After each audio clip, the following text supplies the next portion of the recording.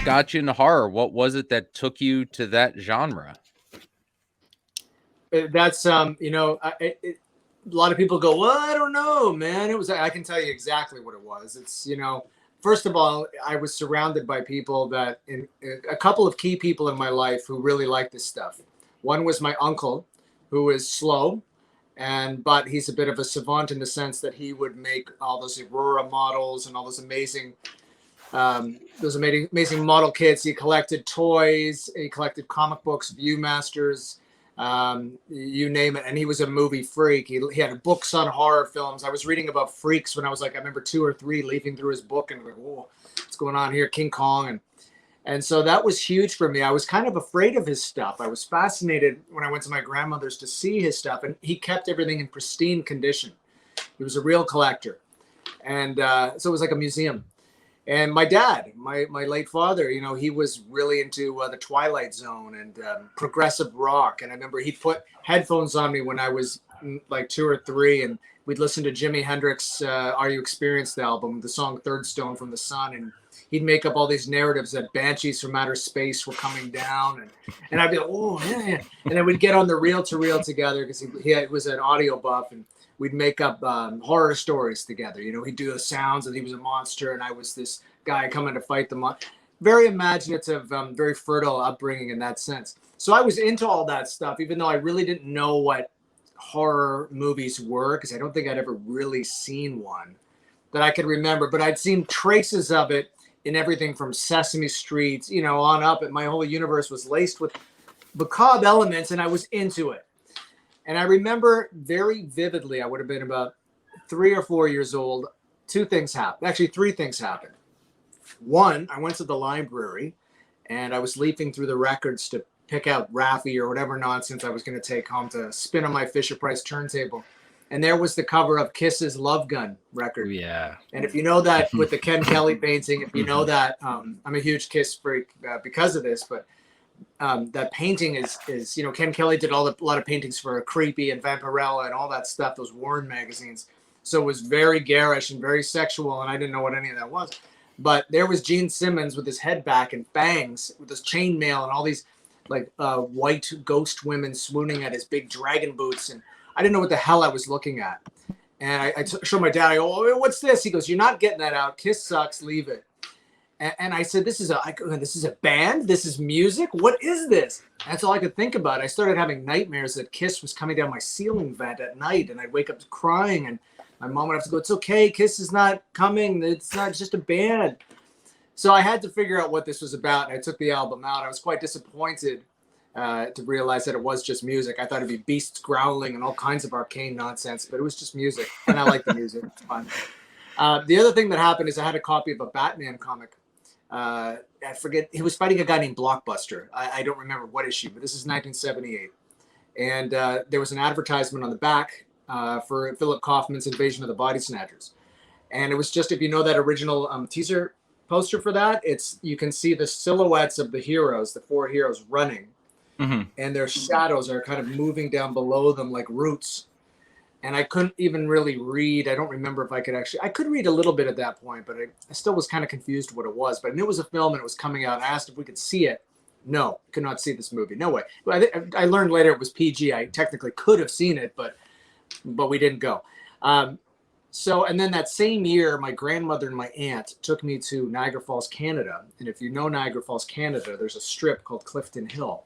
And it's nothing but, it's just like stupid with the horror wax museums. And there's one called, it's been there since like the 60s. It's called House of Frankenstein or House of Frankenstein. And they took me in there. And once you get through it, you can't go back. So I was all excited to go. And as soon as we walked past the turnstile, I could hear the, and all these stalactites are hanging down on my head. And there's, you step on the thing. I was terrified. I wanted to leave. I was screaming, but you can't go. You have to go all the way through. So I was closed my eyes. I'd look and my aunt and my grandmother were like, oh my God, what have we done? But the cool thing is when it was over, you exit through the gift shop and suddenly all this music's playing and there's like, snow globes and everyone's calm and quiet. And I'm like, how could I just be in like the 7th circle of hell and walk through a door and then suddenly be in this like totally banal, benign world? And that dichotomy really, I think, I locked on it. So those three things were pivotal to me as far as like really, really sharpening my focus on the genre. And then a little bit later, I saw Michael Reeves' The She Beast, but only a moment of it to see Barbara Steele being dipped in the water. It was a Saturday matinee on Channel 2 or something. And she was screaming, and her face, you know, it was an old 16 millimeter print, so the color was all, you know, garish and burned out, and pubic hairs and the flickering, and it's just like something out of space. And then I'll never forget this. This is almost it for the childhood, like the ground zero. It's all kind of in that ball. But the year later, 1979, my parents went out to see Apocalypse Now. I remember that because I was really starting to get into the idea of movies and movie culture, and I was obsessed with seeing movies. I needed to know all the new movies that were coming out, even though I couldn't see them. And there was a very big deal, you know, when Apocalypse Now came out. You know, they gave you programs at the theater, and off they went. They left me with a babysitter. They told and Invasion of the Body Snatchers was premiering on Toronto's City TV that night. It was a big deal, and I'd seen the commercials, and they said explicitly, and I remember this like a dream, but it's very, I can see it all very clearly. They told her explicitly, do not, and I remember my mother wagging her finger, do not let him watch Invasion of the Body Snatchers. She's like, of course not. No, we're good. She falls asleep, of course, and we had one of those push button converters. I knew where all the channels were, and I found, you know, City TV, boom, just in time to see Donald Sutherland smushing his own face, his clone, with the blood pus squirting out, and I was like frantic, and I frantically went to the box to change the channel, but by that time it was too late. I'd seen it, and then just knowing that movie was happening, even though I wasn't watching it anymore, just knowing that somewhere on the dial somebody was watching, this movie existed, and it was actually unspooling. I nightmares, man, but they were the kind of nightmares that, again, on a kind of cerebral level, intellectually, I just became fascinated knowing why I was feeling this way. Why was I reacting to that? How did they do that effect? How can that not be real? They're telling me it's not real. So how did they make it look so real? And I just became addicted to chasing that dragon, and it's never, ever stopped. By the time I discovered Fangoria, and then I actually saw the wizards behind the curtain and learned how you could do this stuff, and that these people did exist. And I mean, that was it. That was it. And it's never, to this day, a handful of non-living things that I still swear by, and that's the Twilight Zone, horror movies, and Kiss. And, you know, that's how I pay for my house. So it's amazing. Yeah, that was my next question. When did you first encounter horror journalism, Fangoria? Well, there was a convenience store up the street where I'd go buy my comics and my candy. And I was, you know, again, my dad would take me, but eventually I could walk on my own. But I can't remember if I was with an adult or if I was by myself. But this would have been about 1982. And it was Fangoria. Oddly enough, it was Fangoria, I want to say number 27, but it had Cropsey from The Burning on the front. And funnily enough, that magazine was the first Fangoria issue edited or designed by Bill Mahaly, who was from the Warren days, did Famous Monsters, Creepy, Eerie. And it's been my, when I took over Fangoria years later, he was still there. And after he left Fangoria and I left Fangoria, we started Delirium with Charles Band. And he's still, to this day, 70. He's still my designer. So, but I remember that was the issue. And it was up high where the girly mags were. And I reached it down. I didn't care what the girly mags were. Why do I want to see that? So I pulled that down, and I was like, wow, what's this? And I opened up the front, and it had one of those gatefold, you know, fold-out posters, the Scream Greats posters. And it was My Bloody Valentine, where the girl is coming out of the dryer, and she's all bloody scabs. And I was like, holy crap, what is this magazine? And I'm leafing through it, and I'm seeing like shock after shock after shock, and I couldn't believe this thing. And then there was like an FX tutorial, too, and I think there was a picture of H.G. Lewis's The Wizard of Gore with the girl's brains coming out her head. Now, a terrible effect today, but back then when you're a kid and you see this pulp come, and it was full color, and that was it. And then so what I would do is then go back to the store often and hide the Fangoria in another magazine and try to read it in the store. And it wasn't until a couple of years later that someone actually bought me my first Fangoria. And then, yeah, that was it. That was it. But did you catch the journalism bug at that point? Was that just something that developed later on through other means? Journalism! I mean, oh my God, no! I mean, I could spell cat if you spotted me the C and T. I was so young. I mean, journalism, I didn't even, when you're reading this stuff, and this is like, again, the early 80s, and, you know, seeing an American Werewolf in London and all these, and learning who Rick Baker was, I wanted to be Rick Baker, but there was no way. The people writing for this magazine, the people that made these movies, the people that were involved in this universe were not my universe. They were from another planet. There was no possible way I would ever be able to walk with these giants. These guys were gods. So the idea that I'd even be part of a universe didn't even occur to me. I was just a fan. And this is before fan culture. I was just obsessed with this stuff. But what I learned from a young age is, and I would educate myself. This was my hobby. This was it. I was an only child till I was 10. And when I had my only sibling when I was 10. But I was a happy only child. Kids would come to knock on the door, come play. I'd be, I don't want to right now. I'd be reading about movies. I'd be reading comic books. I'd be playing with my toys, coming up with, you know, various, you know, scenarios from these movies that I imagined existed. And so I was very imaginative. But, you know, I would learn, I had my Leonard Maltin books. So I would learn titles, running times, alternate titles. I was educating myself. And what I learned is that because I knew all this stuff, I knew that most people I knew did not know this stuff. My own family didn't know this stuff. So I was a bit of a kind of very unique. And I found my identity very early on as being the guy who knew stuff that your mom doesn't want you to know. And I would be on the guy in the school bus with my I remember I started grade 7. We went to a totally different neighborhood, different school, everything. And I said, well, now I can reinvent myself how I like. And I had my God, I'm surprised I didn't get my head kicked in, but I'd have literally a briefcase, my dad's old briefcase, filled with Fangorias. And I'd come on the bus, they'd be like, who's this guy with the freak? Who's he think he is with a briefcase coming on the bus? He's 12. And I'd be sitting there and I'd just pop it open and I'd start pulling out these magazines and start reading it.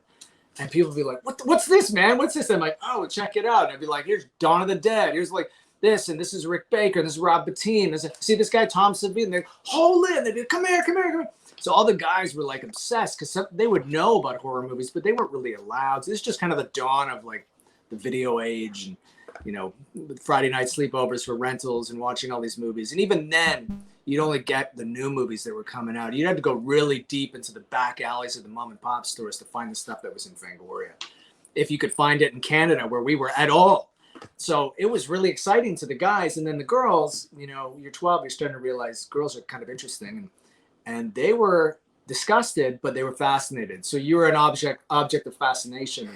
So you start to like build your identity based around this stuff. As far as being a professional journalist, that came years later, and that was by default. I realized I could write. I realized from a young age too that music and writing and all that stuff was kind of tied in because I came from the arts and I was very artistic and I was a great drawer and I was writing in school and I'd be told I was a good writer, but it was years later I went to film school and I dropped out. And back then we were doing 16 millimeter. It was too expensive to do. It was $30 for a 2-minute roll of film, $30 to develop that 2-minute roll of film. And you'd never be able to hope in hell of affording to make an actual movie unless you had somebody giving you money. And so I decided that I would find back alley ways into that world. And the first one was being able to write. And I started my own little fanzine. And then I just started writing and literally mailing things, handwritten, reviews, whatever, to local newspapers, eventually to Fangoria. And then later on, when I was in my 20s, a magazine called Rue Morgue in Toronto was, you know, we had nothing in Toronto. We had nothing in Canada, really.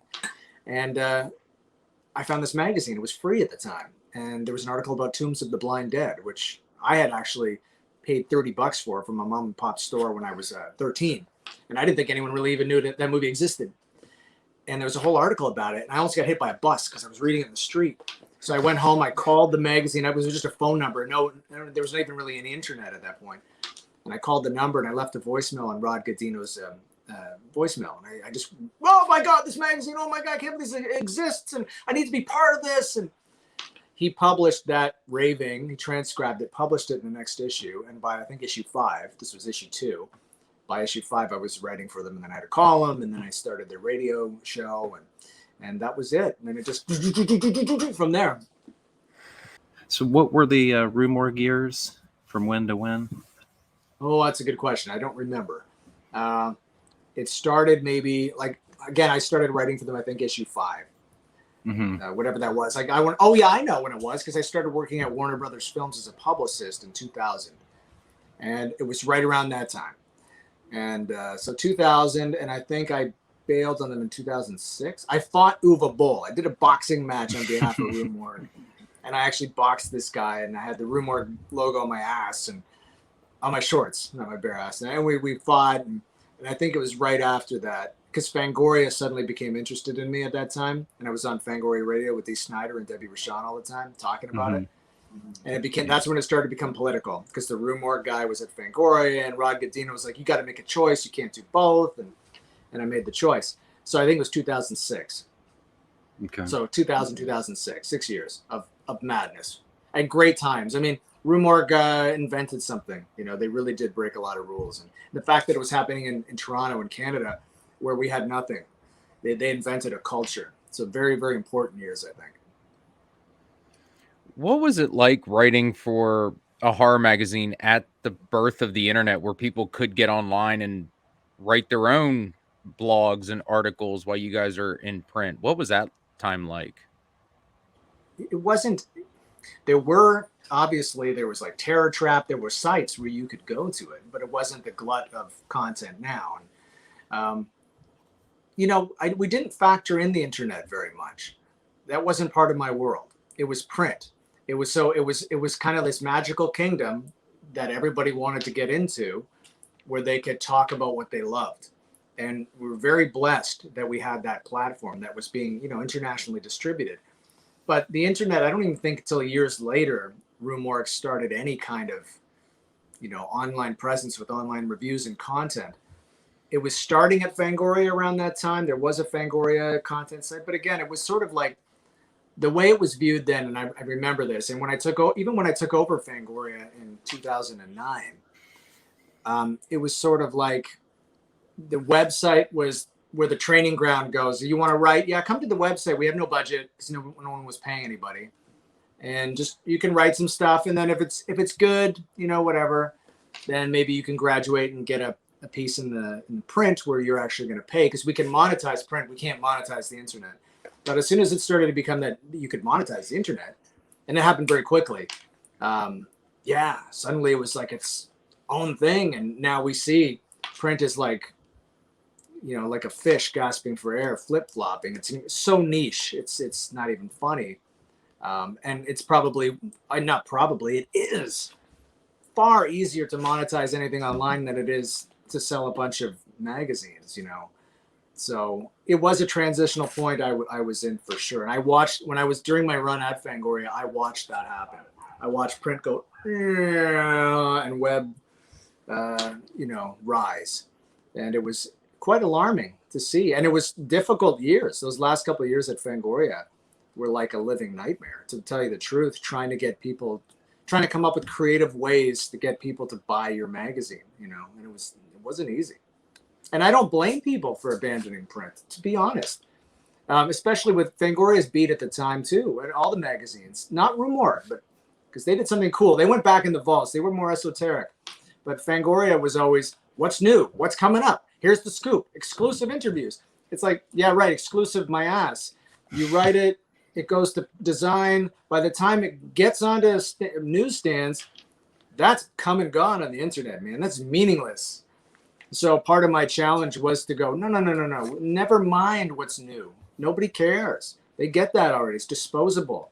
We're going to focus on what's timeless, you know, or go back through the 100 years of film that these last couple generations have missed and drag cool stuff back out and represent it to them as something fresh. So that's what I was doing then. So it was a constant, you know, trying to stay one step ahead of the changes in media, in film media during my run at Fango. Yeah. Along those lines, was it more the speed at which stuff could get on the internet, you know, as print goes down and online stuff rises up? Was it just the online component, or how much did social media and its rise around that time have to do with? Yeah, I mean, social media, that was a huge part of it too. People are, and now everyone's a writer. That was the other thing that was a huge difference. You know, I didn't go to school for journalism, but film journalism is something different. You have to find your voice. You have to know your stuff, and you have to be able to communicate your passions, I think, to be a successful film journalist in a way that is kind of a middle ground where you don't insult the intelligence of the veteran, but you can also serve your as an entry point to the person that's being introduced to this at the first time, and you don't have your pinky up too high, just enough so you don't come off like a drooling idiot. And so it was, finding that science was one thing, but then, suddenly the internet, social media is king, and Twitter, God help me, the death of modern society itself. Everyone's blasting their opinions, like they're just basically just farting them out without any, without taking any real responsibility for what they're saying. And then suddenly everyone's calling themselves a writer because they have an elongated Facebook post that's talking about what movie's good and what movie's bad. And then, it all started to get very, very strange. I still look at it a little bit askance, I mean, I don't, it's like anything. Everyone's a writer, but not everyone should be necessarily a writer. And that, although it's great, it's a double-edged sword. The fact that you can now readily communicate your passions and find communities and feel, a sense of identity about what you love. It also, I think, in a way, it devalues the time and energy and skill it takes to be a good writer, because again, try making a living as a writer, as a young writer moving into this, and not just in film journalism, but in any journalism at this point, and to actually get the kind of money you could have gotten at one point in history. It's a completely, amorphous industry at this point.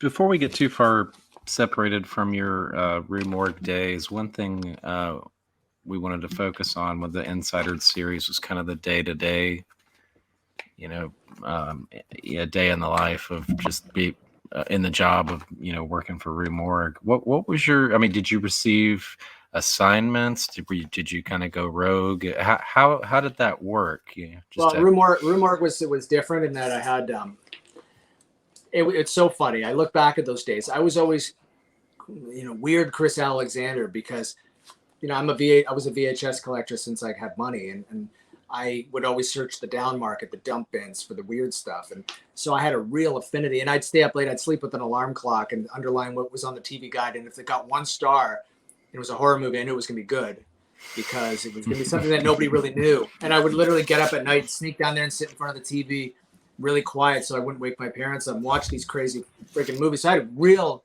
passion for the weird stuff.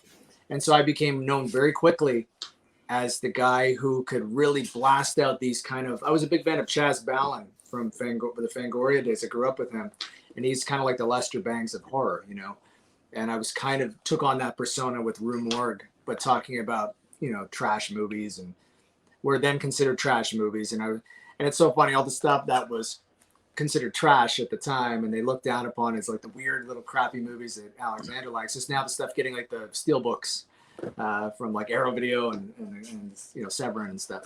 But back then, yeah, you had to kind of look for this stuff. So I was kind of typecast in many ways, which I was fine with.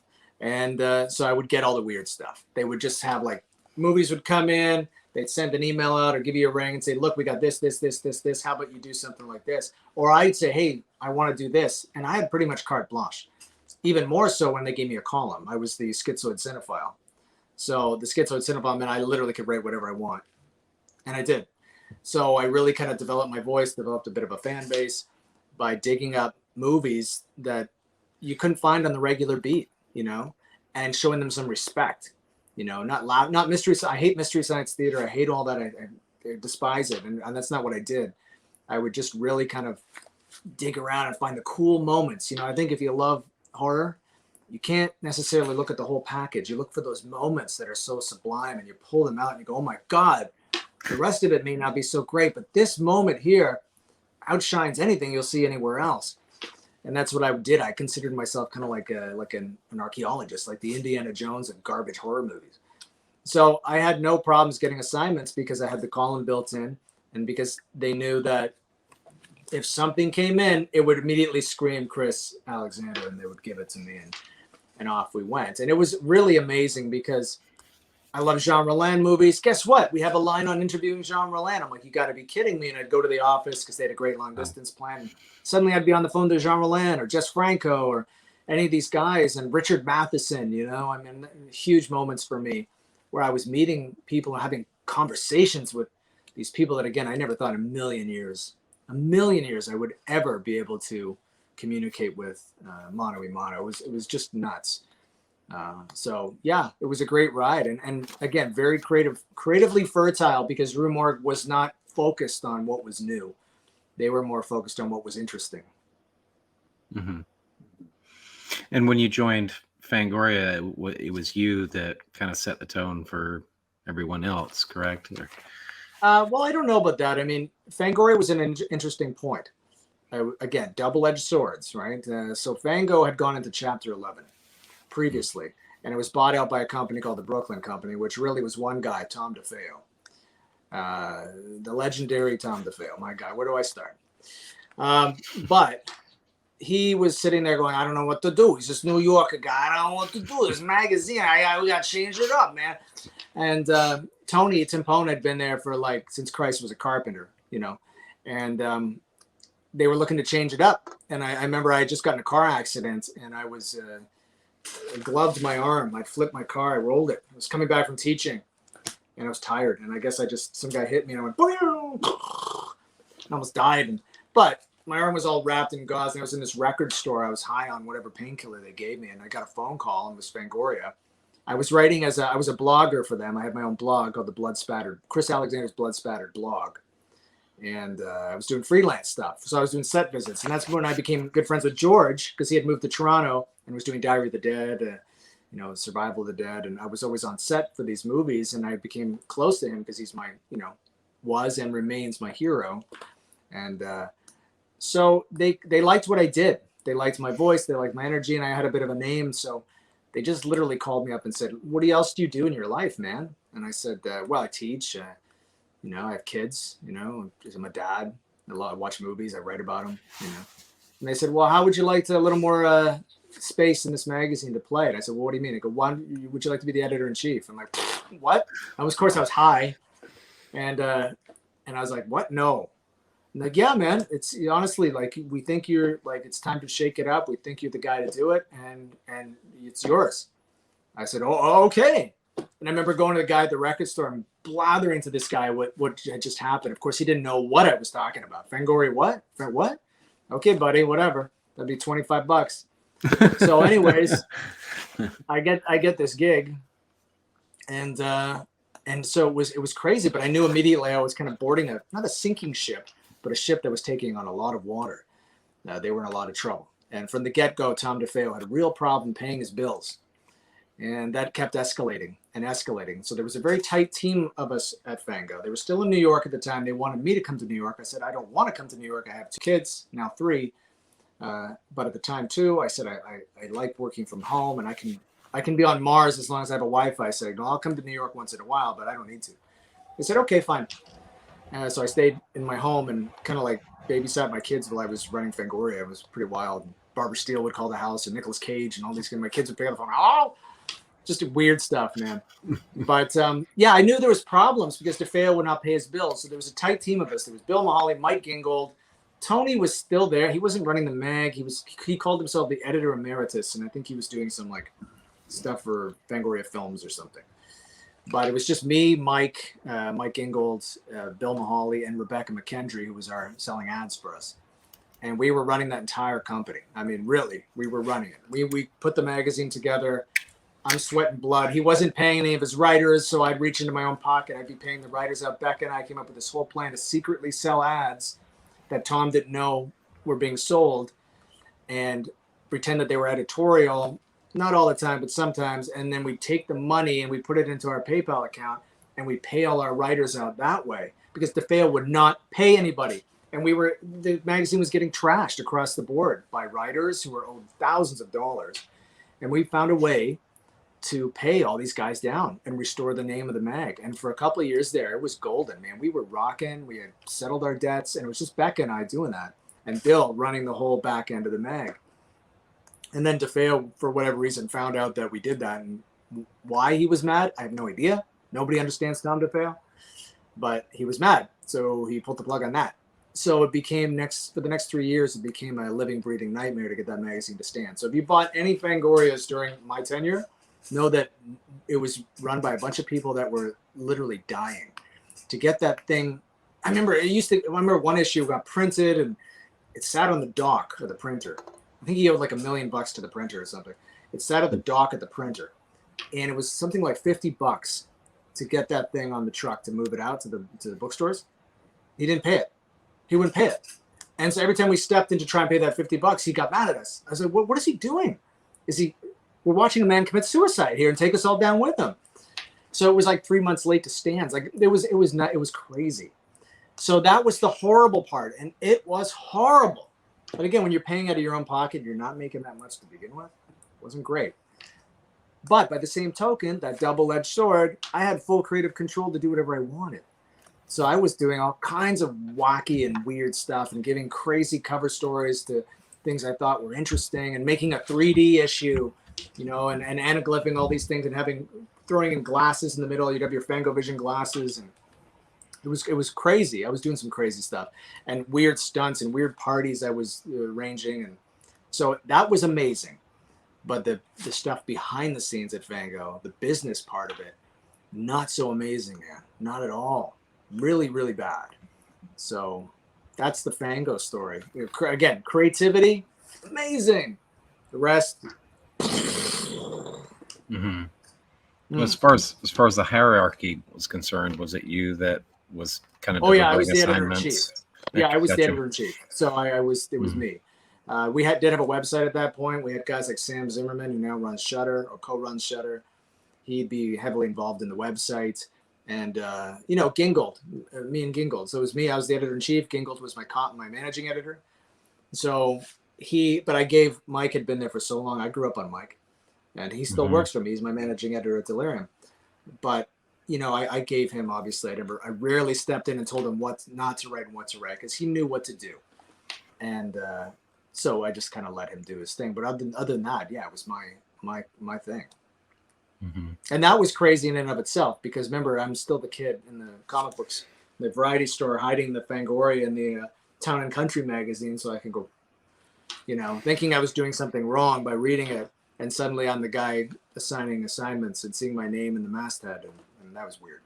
Still is weird. From a reader perspective, what's something you did at Fangoria that you're most proud of that you were able to deliver to the fans? I think every issue there was something. Every single issue. From doing I just got bored. I didn't want it to be like the same old. I did everything from having an all black and white cover to again that 3D issue, which was pretty cool. Bringing back the posters. I brought back the original logo. Fango had this new logo that was like fangs. It's Fangoria, not Fangoria. But for some reason along the line, they thought to redo it with these fangs coming down. And it was like, people don't want that. We have this history. Bring the logo back. And I slapped it back on there. I gave like Gene Simmons from Kiss, because that was something I had to do, give him the cover because I thought, well, here's a guy that found the American dream based on the fact that he loved horror movies. And that's true. He came to this country and learned the language based on his love of monster movies, staying up all night watching them on TV. And to this day, is still, knows more about horror than most people do. So I went to his house and we did this whole great thing on horror. And then he became a friend of the Fango family for a long time. And, just dragging all these people that I thought and redefining what horror meant. It's not all just Freddy and Jason and franchise shit. It's all kinds of stuff. It's, you can find moments of horror in the most benign places. And it was trying to find that angle and sell it and frame it. Sometimes the fans hated you for it, but then I found eventually it would pay off. For example, huge Nicolas Cage fan, huge. Vampire's Kiss, all that stuff. I thought, here's a performer that is basically a silent movie performer that has somehow infiltrated Hollywood and is now in the mainstream, and yet he's never mainstream. You watch anything he's ever done, it looks like he does not belong in it. It doesn't have to be a horror film. From a romantic comedy, he does not belong in that romantic comedy. Moonstruck, I don't know what he's doing in that, but it's like Caligari quality acting, his wooden hand or his metal hand and all that shit. So, but he was a horror movie freak too, and a comic book freak, and he was doing the odd horror movie here and there. So I said, this guy really is a secret master of horror. And he was a huge fan of the magazine. And I think I'd written that. So he heard about that and invited me to his house in the Bahamas. And I'm like, okay. So I literally just said, fuck it. And I got on a plane. Yeah, overnight. I just went right to his house. And he invited me to his island. And that whole story is in and of itself insane. And we just spent the day together on his freaking island talking about Hammer horror movies and shit and what we wanted to do and how we wanted to be the next Vincent Price and how we tried to make deals with Roger Corman so he could be that next Vincent Price, but it didn't quite work out. Just talking about his whole life in the genre. And I put him on the cover in a 2-part issue and called him Nicolas Cage, Master of Horror. And a lot of people got it, and the people that didn't wanted to kill me. I remember somebody making like a fake Fango cover with Abe Vigoda on it. It said, Abe Vigoda, Master of Horror? They were just mocking me. But years later, it's probably one of the most, I've been told it's the best Nicolas Cage interview you'll ever find, because it was just gonzo. And I threw a big party for him in New York after that, him and Idris Elba, and that was crazy. But years later, now we look at Nicolas Cage today. He is a master of horror, and that's primarily his trade. I mean, Color Out of Space, Mandy. I mean, my God, he's rocking and rolling in some of the most challenging genre films there is, and is now widely beloved by genre fans for being an icon. And I'm not saying I got there first, but I definitely recognized that at an early point. So that was a cool thing I did, and it was a bit of a risky move, I think, to do that. Black Swan, another thing to put on the cover, which I said is a horror film, and a lot of people say it's not a horror movie. I'm like, it's a horror movie. It's Suspiria, so I mean, it is. And making the cover all blown out white with just Natalie Portman's blue eyes, and really fucking around with the whole idea of what the genre was. So the most high point, I can't say. There were so many that I don't know. I started this cool line called Fangoria Legends, which the first issue was George Romero, and George and I put that whole issue together. Then I did John Carpenter and Rob Zombie, and that was a cool side mag. Then I brought Gorezone back, which I grew up on and hadn't seen the light of day, except they made it 10 times gorier with an X-rated Gorezone as opposed to the PG-13 Gorezone that was on newsstands back in the 80s. So that was fun. Yeah, it was nonstop fun and on that level, but yeah, behind the scenes, not so much. So tell us about how Delirium came out, and when did your fandom of Full Moon properties begin? To be totally honest, I was never a big Full Moon fan. I loved the posters. I loved Empire Pictures. That was my baby. Growing up watching stuff like Parasite and Mansion of the Doomed and Tourist Trap, Reanimator, From Beyond, Dolls, that golden age of Empire in the 80s when he was filming everything in Europe, in Italy, on the De Laurentiis studio lot. Charles Band, wow. I mean, and then I'd see the names, Charles Band, Albert Band, and then I'd see Albert Band producing all these spaghetti westerns and Richard Band. I'm like, this is a whole family enterprise. And those movies were a huge deal for me. So I was always a big fan of those. And Wizard Video, which was Charlie's video imprints in the 80s. I collected those. And so Charlie was a living legend. To me, there's two guys that really, were the backbone of independent genre films, and that's Roger Corman and Charlie Band. So Fangoria was circling the drain. I could feel it. I knew I had to feather a nest somewhere else at some point. I had kids, after all, and this is what I did. I couldn't get a job in an office anymore. I'd done that. I would never go back. So Charlie was in town in Toronto, and we'd been friends virtually. I said, let's get together. He's like, okay, I'll take you out for dinner. So we went out for dinner, and then we just talked. We spent like 6 hours in that restaurant. We closed it. Just talking about movies and his whole history growing up with his father. On the set of Ben-Hur, he played Steve Reeves' son in like a Hercules movie because his dad produced all those Gladiator movies. And just, Charlie doesn't like to talk about the past, but I got him talking. And we created such a strong bond that night. I kind of offhand said, like, Charlie, you love movies. You're a legend. I love movies. I know how to make magazines. I made like 100 of them. Why don't we make a magazine and just kind of like do whatever we want? And Charlie's like, done. Let's do it. He literally got in a cab, went to the airport, flew home. A couple days later, he emails me. He's like, dude, we got to come up with a name. I'm like, we're going to do this? And we did. So within a couple months, we had Delirium #1 printed and out. And that we just finished issue number 28 today. So yeah, it's been rocking and rolling. And because Charlie and I think are so symbiotic in many ways and such good friends, and I have such a great admiration for him, I've stuck around in the Full Moon universe a lot. You know, I'm a filmmaker too. I've directed a few. I directed very specific kind of, I would say avant-garde, but very kind of arty, Pinky's Up horror exploitation film series. And I Charlie gave me the opportunity a couple of years ago to direct one, and I wanted to do a sequel to his Necropolis, and I did Necropolis Legion up here in Toronto with Lynn Lowry, and we had great fun filming that, and it did well. So I just I started Delirium Films recently, because again, I'm part of it. When you're part of the Full Moon family, it's like literally it's like a little family, you know. And there's tons of creative freedom to just explore what you want to do. And so I started a film imprint, Delirium Films. I made the first one earlier this summer, called it Knows You're Alone. It's now out on the Full Moon Features channel and comes out on Amazon this Friday. I don't know when you're going to run this, but it will be on Amazon already, Amazon Prime. And I'm going to camera in a couple weeks on the next one, which is a riff on my favorite European film series, the Tombs of the Blind Dead series. It's called Scream of the Blind Dead, but it's a very kind of different avant-garde take on it. One, because we have very little money. The other, because I wanted to change the mythology around to be kind of like a Joan of Arc type knight, because I like female monsters, you know. So yeah, so the Delirium world, the Full Moon world, is now my world, and it's a great world, and I've learned so much.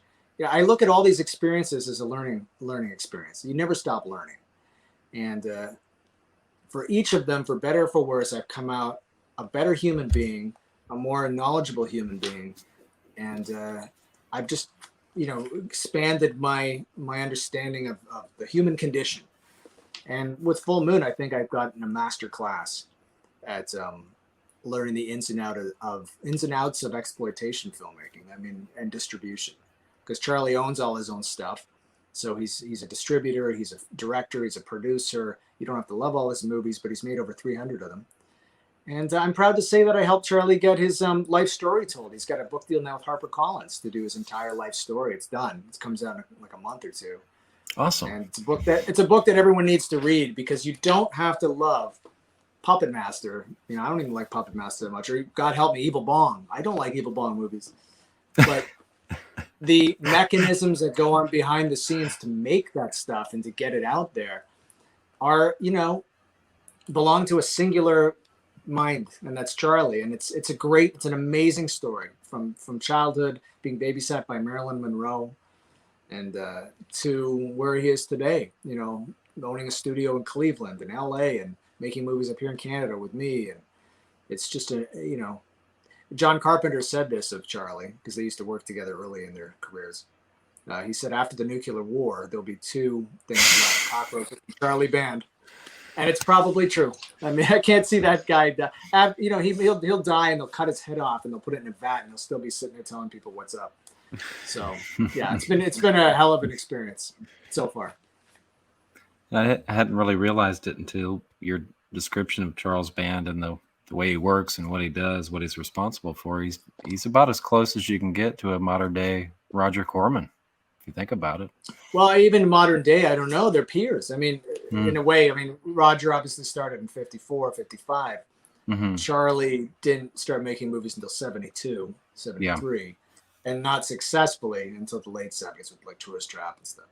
But still, I mean, they really are. I actually put them together. There's a little movie called Kings of Cult, if you look for it.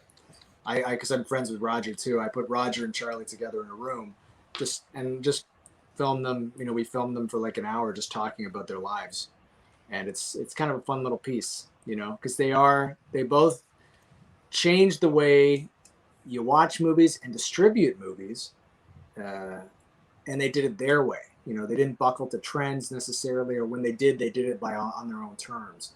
And when they succeeded, they took full responsibility for that success. When they failed, they also took full responsibility for that failure, which I appreciate. And there's after both of them leave us, God forbid. I don't think there's ever going to be anyone else like them. Who is, maybe Jason Blum? No, of course not, because he's too tied to the studios, and it's a totally different beast. But when those guys go, they are literally the last of their kind. Mm-hmm. Yep, agreed. He's 95. This is crazy to me. 95, when he was in quarantine, and I talked to him quite a bit I'm writing a book, actually. It's for a British imprint about his Poe films. It's just like a gigantic interview with some essays. But I talked to him a lot during quarantine. That guy was prepping 3 movies when he couldn't leave his house. He didn't leave his house at all, because, he's like 94 at that point. If he left his house and he got COVID, he'd be dead for sure. Yeah. So him and Julie, his wife, did not leave. So while some people are sitting there like going, oh, Roger's prepping movies, as soon as he gets his vaccine, he's ready to go. Talked to him like a couple of weeks after he got the jab. He was in Vegas. He's just having dinner. He just went to Vegas because he heard there's a good restaurant there.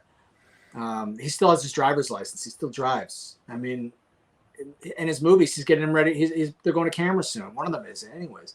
I mean, it's unbelievable. He's 95, man. Mm-hmm. Good luck, But why do guys like Charlie and Roger survive, though? I think really, again, it comes down to always Mel Brooks and Carl Reiner. Didn't they have that little documentaries called What's Next, I think? Mm-hmm. Where they're constantly, the secret to longevity is to not sit back and look at your quote unquote glory days, because maybe they weren't your glory days. You think they are, rose-colored glasses and all that, but to always look till tomorrow, what you're going to do next. And I think that's why these guys keep going. That is the secret to eternal life. That and, kind of taking care of the vehicle that you have. But yeah, you always have to be looking to the next thing that you're going to do. And that's what both of them do. Let's see. Oh, I did have a question about kind of the day-to-day operations at Delirium. How is that? Is that is that a 40-hour job for you right now, or how does that work? No, I am such a multi-hyphenate. I literally have, I'm back now that we're out of the most of the nightmare of all this. I'm back, touring and playing my music live because I'm a musician too, and so doing all the day-to-day stuff with Full Moon, writing all their copy, prepping films, directing films, cutting them myself, doing all that stuff, and also making that magazine. And the only people that make that magazine, because we're a very skeleton crew, is my old Fango team. So it's me, Mike Ingold, and Bill Mahaly. And Mike and I write most of it.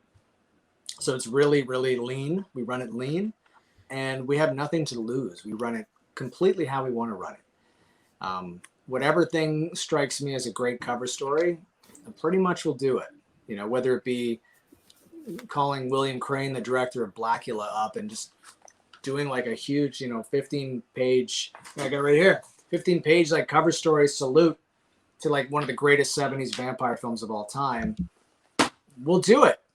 And then Pino Donaggio, one of my favorite composers, put him on the cover. And the new issue, it's coming to Halloween, and everyone's like, well, Halloween Kills is coming out. Everyone's really excited. I'm like, I'm not so excited about that. I love John Carpenter. What I would like to talk to John Carpenter about is Ghosts of Mars, because nobody talks about Ghosts of Mars, and it's 20 years old this year. So why not? So I convinced them, and now we did like this huge thing on Ghosts of Mars. And I got this beautiful painting of Carpenter, like Big Daddy Mars in the front, and so we got nothing to lose because we're not on newsstands. We're subscription only. We have some ads, but we're not too many. And the whole beat with Delirium is that you never know what you're going to get, And to me, that's what loving this stuff is all about. When I was a kid, going to the video store, grabbing things off the shelf because the covers were amazing, because I'd never heard of them, wanting some kind of thrill that I wasn't going to get anywhere else. That joy of discovery is what this is all about to me.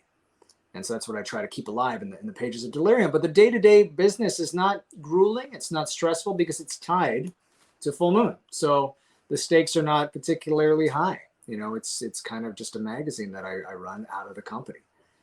It's not a Full Moon magazine. Some people think it is. Rarely will you ever find any Full Moon content on there. Maybe a house ad advertising some DVD that we're releasing or something. But other than that, it's completely its own thing.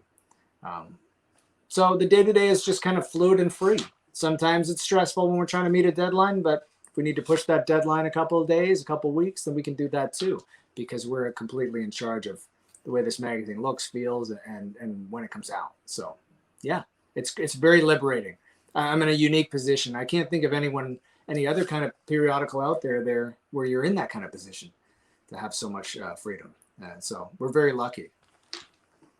So what do you think the future of print horror is? I mean, obviously it dipped a little bit, but now with a new magazine like Delirium, Fangoria is there, Rue Morgue, Horror Hound. Do you see a resurgence? Do you see it coming back bigger? I think it's been in the same kind of coma it's been for years. I think people have just had to scale everything down to suit a niche market. And you just, horror fans are collectors. I've said this, you know this, we all know this. They like to have tangible items that they can hold, they can display. They need something that's real.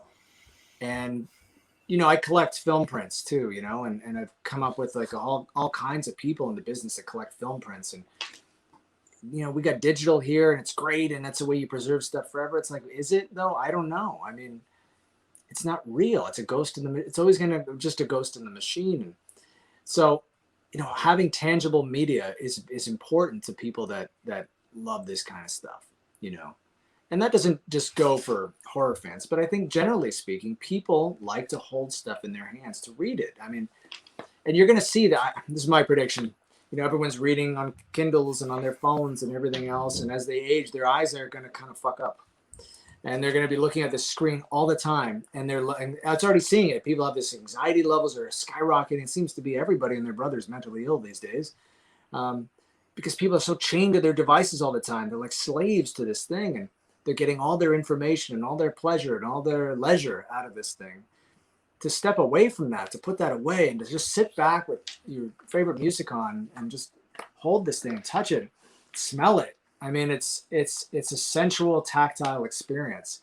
And then to have it, preserve it, and then pull it out when you need it, there's a certain kind of sensuality to that you'll never find in anything electronic or digital. It just there's no way. It cannot be the same. That's not the same. So will we see a resurgence of it? I mean, vinyl came back, but again, vinyl came back in a way where it's a big collector's deal. And that's the way print will always be from now on.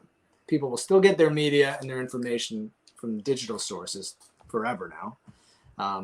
But I think print media will always have a home if you do it right, and think about whatever you're printing and publishing, when you're putting it out there, it's got to be timeless. It's got to be not of the moment, because the moment is here and it's gone and that's it. And then you look stupid. How many Fangoria issues do you look back on and go, oh my God, they put that on the cover? Oh my God, that thing was the hugest piece of shit, whatever. And then you look back and it's kind of this like artifact of its time. But if you're concentrating on seeing what's timeless and your approach is kind of that way, then I think that your media will last, Can you talk a little bit more about Scream? Is it Scream or Screams of the Blind Dead? I can talk about this because I'm insane for putting this together, because I kind of wrote the book almost. I made 10 of these movies, feature films, and I've done it very low budget because I write them myself, I direct them myself, I often shoot them myself, and score them. I compose the scores and I cut them and I do the sound designs and most of myself. There's one or two that other people have done that for. The bigger they are. Like Necropolis Legion was, about $100,000, which is still nothing, but it's enough that I had other people on board. But most of the time, they're very intimate. And now with Charlie giving me this kind of freedom, and another company too, I'm working with a bunch of different companies that kind of just give me a chunk of money and say, "Go make us a film." I have great freedom to do what I want, and I've always wanted to make a Blind Dead film. I love Tombs of the Blind Dead, especially. There's a vibe to that movie that I've tried to capture in all my films. A kind of very strange earthiness and that eerie slow motion that Armando de Osorio, the horses and the countrysides and the fetish objects like the train, and anyways, all that stuff I worship. And we have I'm here in Toronto, just outside of Toronto, in a place called Oakville, and we're surrounded by all these picturesque locations, ruins and old churches and farm fields, and it's like something out of a Leone Western. And it's like, man, wouldn't it be great to do like the first half hour of Tombs of the Blind Dead, if you've seen that, it's like a girl basically running away from a train from some past of hers that we know, but it's kind of dodgy. And she just winds her way through the haunted countryside to this abbey, and then inadvertently wakes up these things that come after her in slow motion with their swords. And anyways, I just love the mystery of it. And I said, we can do that here. We don't have the money to do a whole legion of these things, but it wouldn't be great to kind of turn that Blind Dead vibe into sort of like a metaphysical slasher Western thing. And so that's kind of what this is. And I put it together very quickly. We're going to camera on it very quickly in a few weeks. I've already mapped out all the locations. Everything's written. All the effects are prepped. We're good to go. And I've even licensed some, I don't want to talk about that. I've licensed a cool old song from a very obscure film that people have either don't know about or forgotten about, that it's going to work so perfectly into this film that I'm going to build my soundtrack out of it. And yeah, it's going to be just a very intimate, very erotic, very interesting little micro budget, being charitably speaking, micro budget film that will be released at the end of 2021 on Full Moon Features channel, because we have our own channel, and Amazon Prime, Tubi, Hulu, Pluto. Is that a thing? That's what we got at Pluto. That's what we're doing now, right? And we just locked that deal. So yeah, that's all I know about it right now, because it doesn't exist, but it will exist, and I'm very much looking forward to making it. I didn't want to get out of here without you getting to share your thoughts on the master, George Romero. Talk about discovering his films, you developing a relationship with him, and just what he's meant to your career. I don't know what to say. I mean, without getting too emotional, I'll tell you the truth, because George, I mean, there would be no Fangoria, first of all, if we're talking Fangoria, if it wasn't for George. We know that, because issue number 1 had they didn't know what it was going to be, blah, blah, blah. And they had that stuff with Dawn of the Dead in there that just people like, oh! That's what people wanted to see. So Fango just followed the muse. But so they were marched simpatico in their evolution. But I mean, there's just nothing I can say. I don't even know how to articulate my adoration, respect, love. It's on so many different levels. I'll say that Dawn of the Dead changed my life. It's still my favorite film of all time. It's the best Western. It's the best action film. It's the best satire.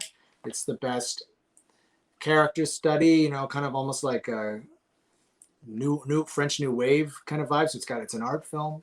It's the Midnight Cowboy of horror films. And I say that because George was always doing these amazing needle drops, sourced score that matches up with that bombastic goblin stuff. And it's sad. It just jerks you around in every direction. It is an epic. It is a true intimate epic with all kinds of, and obviously a geek show too, because the gore is just outrageous. But I remember seeing it for the first time. Again, I was 11. And I had night terrors for a year. It terrified me, but it disturbed me, the whole concept of the way George presented the living dead as being sort of, the dead come back, and it's not as much frightening as it is sad and tragic, and how you let your guard down because you want to hug your granny again. It's, oh my God, she's back, but then she rips, chunks of you out, and all that stuff just deeply, deeply affected me. And Dawn became my favorite film instantly, and I was terrified of it, but it was mythical to me. It had a certain kind of power where sometimes I was even afraid to talk about it. But when I finally got a VHS copy of it, I would share it around, and I was almost like a preacher where I would try to convince people that this was the greatest film ever made. And I often did. I was often very successful.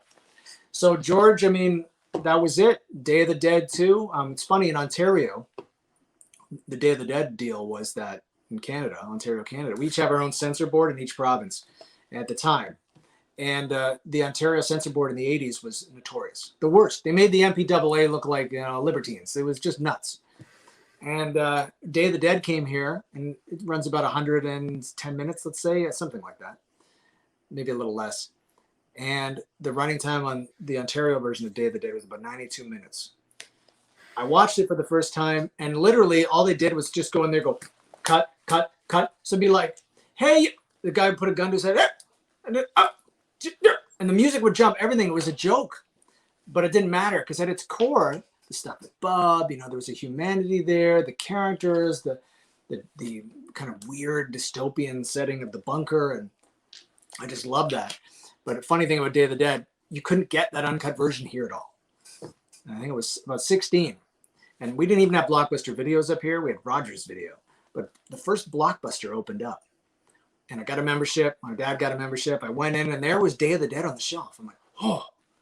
I pick it up. I turn it over. 110 minutes. I'm like, "Ah." So I rented it, took it home, popped it in. It was like seeing the movie for the first time. If you've ever, imagine Day of the Dead with all, and I'm not talking just like a drop, all the gore gone, all of it. And then that's the Day of the Dead you grew up on. And then suddenly you see it as it should be seen. It's like, what the fuck am I looking at? So immediately I took the tape, I took the labels off the Media Home Entertainment Ontario version I had, stuck them on the Blockbuster, swapped them up, and returned the video the next day, but I returned them the Ontario cut. So I can't even imagine how many poor bastards out there went out to rent Day of the Dead and get that Ontario cut. And I still have that VHS that I stole to this day. I don't steal often, but I thought it was a Robin Hood-esque worthy heist for sure. Had meaning. So anyways, my whole life was just like George. I even have a tattoo. Oh my God. Of Martin, the old VHS box of Martin on my arm. I mean, I don't have a lot of tattoos, but that was like an important one to do. And George was my life. I mean, he was my hero. Even seeing his name in print, there's something so almost biblical about it. Just the way the font looks, everything. You just knew you were in for something. So when I found out George, a friend of mine was a publicist, and when I found out George was shooting, I knew he'd shot Land of the Dead here. But again, Fangoria Rue Morgue never did set visits, so that was not an option. But she was a publicist she called me up, she goes, "You know George Romero, right?" I'm like, "Yes." She's like, "I'm the publicist on this thing he's making called Diary of the Dead up here. He's shooting it. You want to come on and hang out for a while?" I'm like, "Yes." So I just did, and I had a lot of time with him. And if you guys knew George, yeah, very well. As you know, I mean, what's to say? I mean, he made time for me. I think that was it. The things I was asking him, the inability to control my fanboy nature, whatever you want to call it, just the enthusiasm I had. He'd seen it all before a million times, but he made time for it. And I was so grateful for that, because I felt like a fucking idiot, but he didn't make me feel like a fucking idiot, and he had this warmth about him, this humor, this putting on all those voices, he do, like, it was just a real character. And I just wanted more of him and more of him. Now I'm a film buff, and I know a lot about all cinema. I was a film history teacher for many years, and all cinema, not just horror. And George is a film buff. And so we developed this friendship online where we just bounced back trivia against each other. And he'd sign off as a character, an obscure character from a film. And then I'd know what that was. So then I'd sign back on responding to an element of something of the film he was talking about. But then I'd sign off on an obscure character, and he'd come and would just go ping pong back and forth. I'd go hang out at the apartment, with him and Suze, and just drink scotch and just talk about movies. And I remember when I took over Fangoria, first thing I did was I went to his house, and he's like, "Oh, this is great." And the first issue I did was the Survival of the Dead cover, So anyways, it was just it was a fanboy admiration and worshiping him as a god, and eventually becoming friends with him, and really good friends, I would say. And I mean, he put me on missions. I'll never forget. There was a Nicholas Ray movie called Wind Across the Everglades, I think. And I think to this day, maybe Warner Archives put it out by now. I don't think they did. You can't find it anywhere. I think it was on television and someone pirated it. But this is back in the day when you'd have to go to LimeWire and shit to download movies. Well, I put a couple guys, and he's like, "I just want to see this movie. Burl Ives plays a guy named Cottonmouth. I want to see Cottonmouth again before I die." So I made it my mission to find this movie, and I put all these guys out downloading dudes, and we found a copy of it. And I ended up downloading and gifting it to him. He's like, "Oh my God." And it was what a great story. And he was so excited to finally see it, because not even TCM would play this movie for whatever reason. And I don't know, man. He made a statue with him holding my severed head. And just just a great fucking guy. And then, yeah. And I did a bunch of magazines with him, tons of interviews. He was always open to talk, and just a decent human being and a brilliant artist. And, a misunderstood artist, I think, because I think he really was an artist, a bit of a frustrated artist. Because I remember him saying to me, I just want to make the white balloon.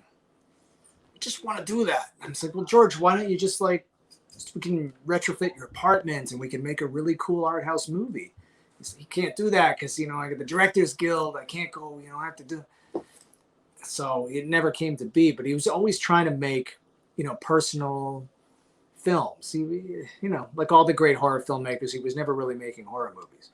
He just had to put that dressing on it to sell it. So I think he was a bit frustrated. Anyways, he got sick. He passed. I went to his funeral. That was surreal. And I miss him. I miss him every day, every single day. I mean, I really do. He died like a couple, months before my own father died. So it was kind of like a 1-2 punch, to tell you the truth.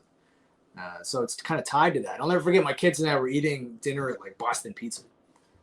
And that's when it came through the wire that George had died. And to this day, my son Elliot, he was like, 7 at the time? To this day, he will not eat at Boston Pizza because he remembers that that's where we found out George died. And because we were supposed to go to George and Susan's house to watch Day of the Dead for the kids to see it for the first time with George right before he got sick.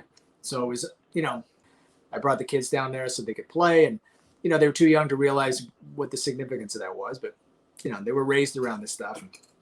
Anyways, I'm preaching to the choir. You knew him. You knew what kind of man he was.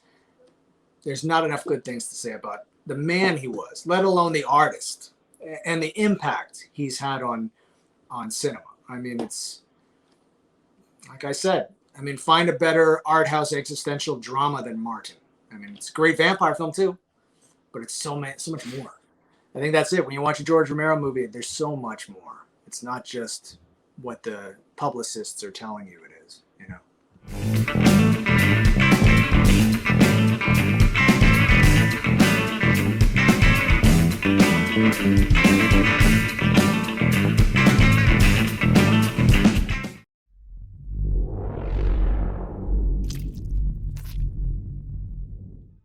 Emergency. You are tuned to the emergency station.